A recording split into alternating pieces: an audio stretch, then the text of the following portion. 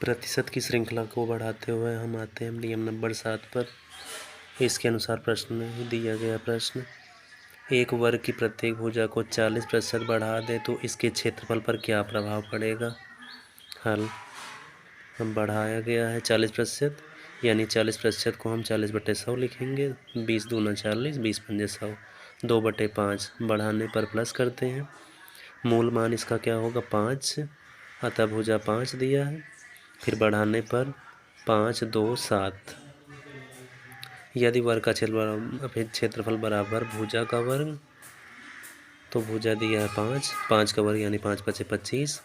बढ़ाने पर भुजा का मान 7, 7 का वर्ग यानी 7 × 7 = 49, अंतर इसका 24। अतः वर्ग के क्षेत्रफल में वृद्धि 24 की हुई।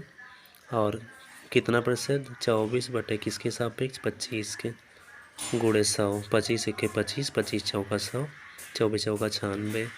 अतः उस वर्ग का क्षेत्रफल 96% बढ़ जाएगा। प्रश्न नंबर 2, एक वर्ग की प्रत्येक भुजा को 40% बढ़ा दे तो इसके परिमाप पर क्या प्रभाव पड़ेगा। हल, 40% बढ़ा रहा है, अतः 40% का मतलब 40/100, 20 दूना 40, 20 पंजे 100, 2/5 बढ़ा रहा है यानी प्लस। मूल मान इसका 5 हो गया, वृद्धि पर 5 धन 2 बराबर 7। हम जानते हैं भुजा 5 पर वर्ग का परिमाप बराबर भुजा गुणे 4, 5 पर यानी 5 × 4, 5 × 4 = 20। फिर भुजा 7 वृद्धि पर 7 × 4, 7 × 4 = 28, अंतर कितने का 8। तो वृद्धि कितनी की हुई 8 की, 8 बटे किसके सापेक्ष, 20 के सापेक्ष, तो बटे 20 गुणे 100, 20 × 1 = 20, 20 पंजे 100, यानी 8 पंजे 40, 40% की वृद्धि हुई। अतः स्पष्ट है यदि परिमाप में परिवर्तन होता है तो परिमाप में परिवर्तन बराबर भुजा में किया गया परिवर्तन, इसके मान में कोई परिवर्तन नहीं होता। यदि किसी वर्ग के भुजा के अनुसार उसके परिमाप में अगर भुजा को बढ़ा दिया जाता है तो उसके परिमाप में भी परिवर्तन हो जाता है।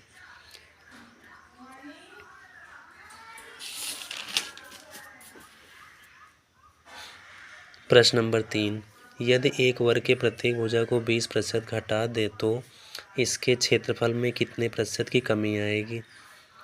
हल, 20% का मतलब 20/100, 20 × 1 = 20, 20 पंजे 100, 1/5 घटा दी, कमी हो रही यानी इसको माइनस करेंगे। तो मूल मान कितना हो गया 5, और कमी 5 में से 1 घटा दिए तो 4। अब वर्ग का क्षेत्रफल बराबर भुजा का वर्ग, भुजा मूल मान कितना है 5, 5 का वर्ग यानी 5 × 5 = 25। फिर कमी भुजा का वर्ग बराबर 4, 4 का वर्ग यानी 4 × 4 = 16, कमी कितनी की हुई 9 की।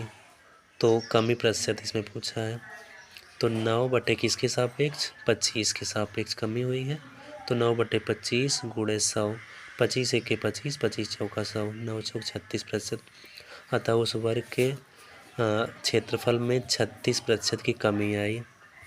प्रश्न नंबर 4, एक वर्ग की प्रत्येक भुजा को 5% घटाने पर क्षेत्रफल कितना प्रतिशत कम हो जाएगा।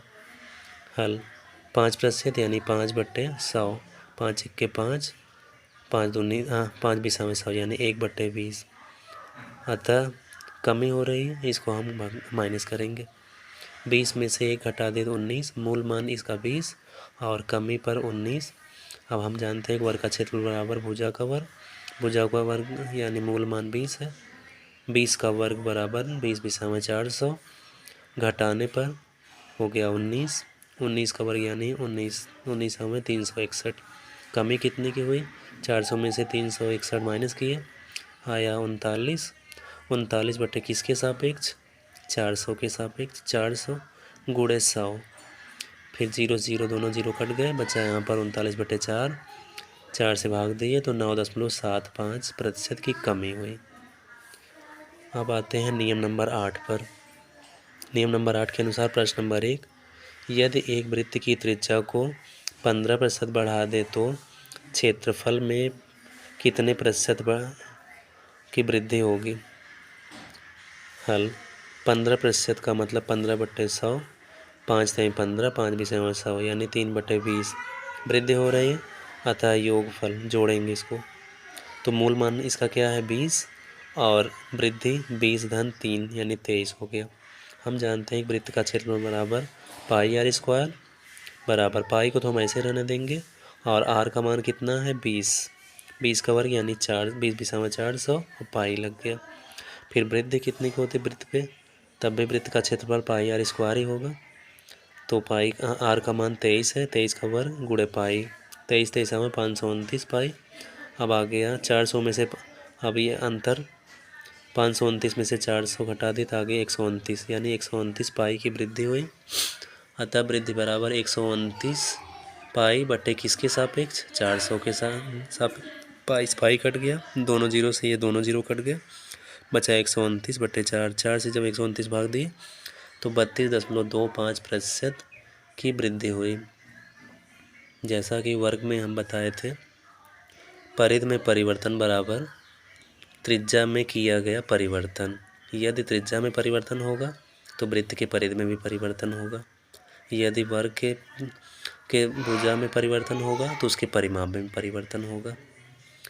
प्रश्न नंबर 2, एक वृत्त की त्रिज्या को 40% घटाने पर उसके क्षेत्रफल में कितना प्रतिशत की कमी आएगी। हल 40%, 40% का मतलब 40 बटे 100, 20 दूना 40, 20 पंजे 100 यानी 2/5 कमी आ रही है यानी घटाएंगे, तो मूल मान कितना है 5 और कमी 5 में से 2 घटा दी तो आ गया 3।